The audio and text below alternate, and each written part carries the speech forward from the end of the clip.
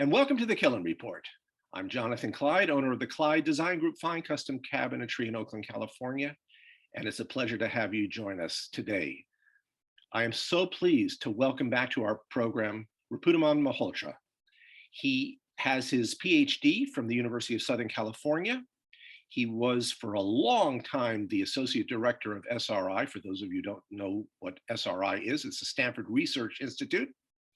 He is a fellow of the American Chemical Society and the co-author of the preeminent book, A Cubic Mile of Oil. Ripu, welcome to the show.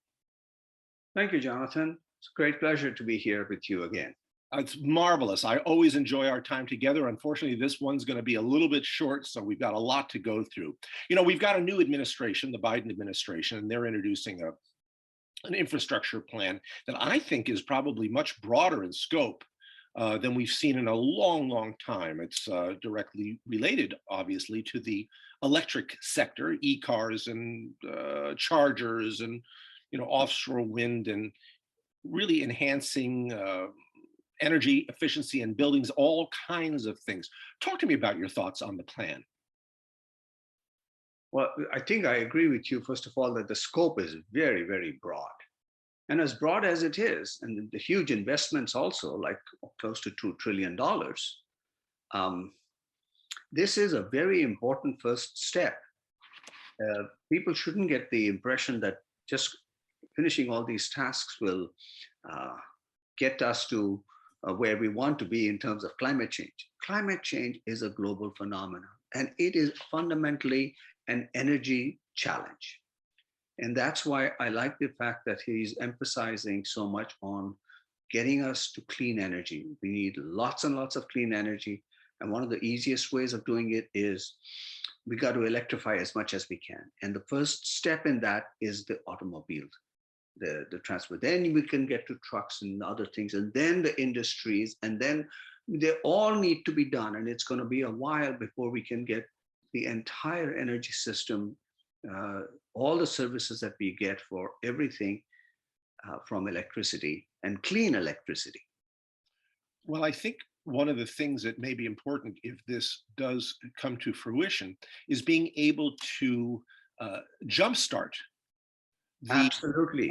the U.S. electric car manufacturing, because we do lag internationally, but this can be done in a competitive way with rebates and tax credits and just a wide network of, I don't know, 500,000 chargers, and creating jobs and training workforces and getting all this good paying stuff. I think that probably is a really important goal of the Biden. Absolutely. Absolutely. That's the thing, that you get this jump started, you make your investment, and you incentivize the US industry to start doing it.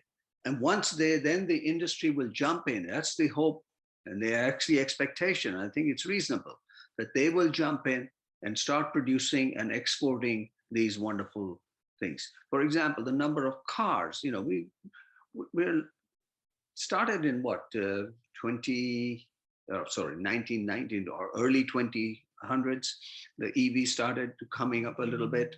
There were earlier models, and I'm not talking about going back to the history, but you know, they were all in a few thousands were the numbers. Last year or so, we got to about 2 million cars in the US. And we project, according to Biden, we'll get up to 20 million. That's a tenfold increase in the next few years. That's great. Let's look at the total number of vehicles that we have. We've got about 335 million cars in the US alone. The cars in the world, if you want to look at it on a global scale, it's a couple billion cars that you want to electrify. So yeah, 20 million is, from where we are, it's a good jump, but there's a long way further to go is what we have to. But you have to take the step and be consistent. Exactly. And the other thing that people have to do, be consistent. Make it possible for them to do it. Otherwise, right now, you know, we were kind of hamstrung. Kind of was no incentive, nothing. So just one or two companies. We now want many more companies to jump in, innovate, and move forward. Right. Well, one other thing that to have public buy these cars, I think they're going to be offering tax rebates both for the consumers and also investment credits or some kind of a things, tax things for the deferments for the manufacturers in a way to make sure that the price point is such that it can be adopted by the public. Public also has big concern, which is the range anxiety. I mean, the electric cars range, and it's not like the gas pumps are everywhere, and so you fill up a tank and you're 400 miles. So that's another reason. We used to have what about 70,000, 50,000 chargers a while ago. I think last year it all got up to about 90,000 chargers in the U.S. But this plan was going to make it to about 500,000, 500,000 chargers, right, and have them ubiquitous. As it's actually more, many more chargers than Starbucks or many more chargers than gas stations. I mean, you need many more chargers than gas stations that you have in the US. So I was comparing those figures, the number of gas stations are about a few 100,000. So this is double that or something, but you need those. right. And you need many more. I mean, this is just a start. Right, right. And it's going to be interesting because the electrification of the cars is certainly going to be a major disruption. I mean, there'll be new jobs, they'll be created, they're going to be, the traditional ones will be turned into new jobs. But I mean, you're going to have things that don't require transmissions or oil filters or typical things that we're used to having. So this is a whole different way of thinking. Yeah. Yeah, that's why the number of jobs created in this sector, you see numbers all over because how people estimate them. And I think they generally estimate a job is a job year, actually. One person for 1 year is one job, is how they call it. I'm not 100, I'm not an economist, but I think that's how the Bureau of Statistics classifies them. And then there are quite a few assumptions as to how many would be lost and how many would be gained. You can make estimates, and people have made estimates. So yeah, we do expect in the $174 billion that the Biden administration will be investing in this sector will lead to on the order of millions in just the EV manufacturing side of things. In terms of chargers, I was looking at, well, how long it takes to build a charger or put them. Then there are all kinds of things that come up, because where the charger is located, are you going to have to trench? You have to dig a trench? Are you going to have to, you have to bring electricity to that place? Is it going to be a pedestal? Are you going to have, will that be ADA compliant? Will it be, so details matter. So things could be for as few, maybe just an 8-hour job stretches into a whole week job. Right. So, right. And then the level of charger, is it a level 2 charger, which is just a 220, 220 volt kind of an AC car charger, much easier to set up and all that. And you could probably get, what do I say, about 50 miles or so in an hour or so, something like maybe less. But if you have a DC fast charger, well, you could get a 150 miles easily in about an hour or less. I see that the ones that Tesla is offering, they say half an hour will give you almost 250 miles. Right. With the DC fast chargers that they have. Right. Well, this does bring up an interesting point, because with the electric grid in its ancientness, these vehicles, these EVs are going to increase the demand for electricity sustainability. I mean, we've got wind and there's solar, and that's all fine. But that I don't know, Will, and this is your expertise, I don't know that that's going to suffice. What are we going to need to do to bring ourselves up to being able to support and have the infrastructure needed? Right. Definitely. So that's another aspect in Biden's plan, which I like, which is to put in high voltage connectivities, to put about 20 gigawatts of transmission extra, so that we can between different regions because the demand may be high here or low here. You can pull power from elsewhere. You have to generate the electricity. We'll talk about that in a minute. But let's look at right now. If you're only going to get to about 20 million cars, you will need about 160 terawatt hours, is what I project per year for those 20 million cars. If that's what you compare that to what the US uses currently, electricity production is about 4,000 terawatt hours. So it's significant. It's a chunk. You can see it. It's not larger than it.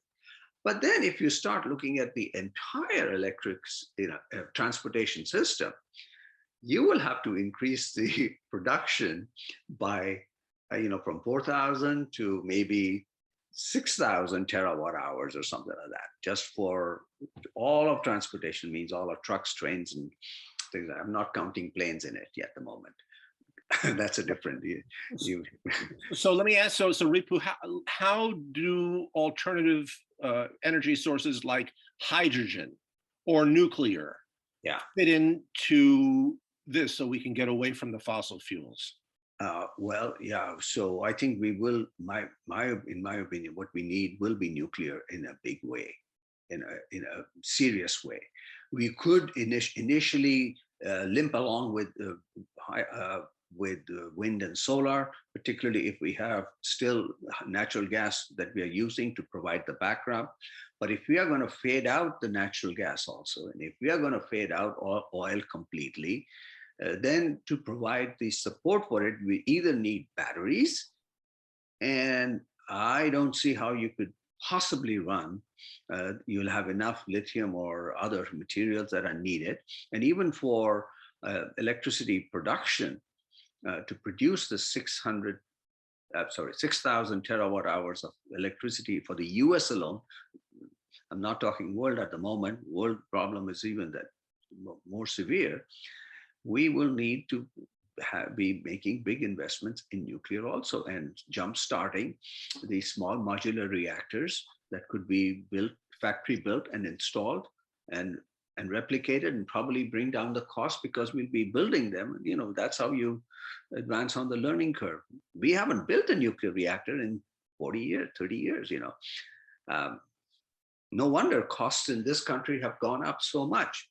Costs are not high in Korea, in China, and all that. They are going down. But nuclear power is a clean and has the safety record unbeatable.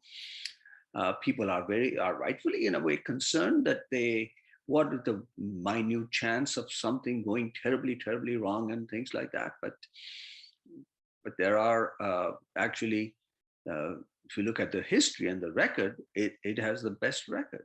So nuclear power and advanced nuclear powers will have to play a big part. To be competitive. To be competitive. Mm-hmm. Mm-hmm. Otherwise, we will be hamstrung. Exactly.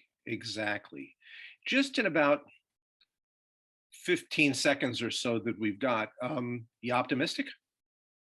I am optimistic. I see lots of good things. For one thing, I saw the Nuclear Regulatory Commission finally, after decades, finally approved a design of one of the small modular reactors. I see news items like the French EPF building 16 new reactors. And I can't wait till we have 17. And with that, my friend, we are going to need to move along. I can't wait to have you back at another time to continue this conversation. I always love the conversations that we have. It's a pleasure, Ripu, having you on the Killen Report. I'm Jonathan Kleid. Thank you for joining us on today's Killen Report. We look forward to seeing you at some point in the very, very near future. Thank you very much, Jonathan. Thank you, Ripu. Very much appreciate it.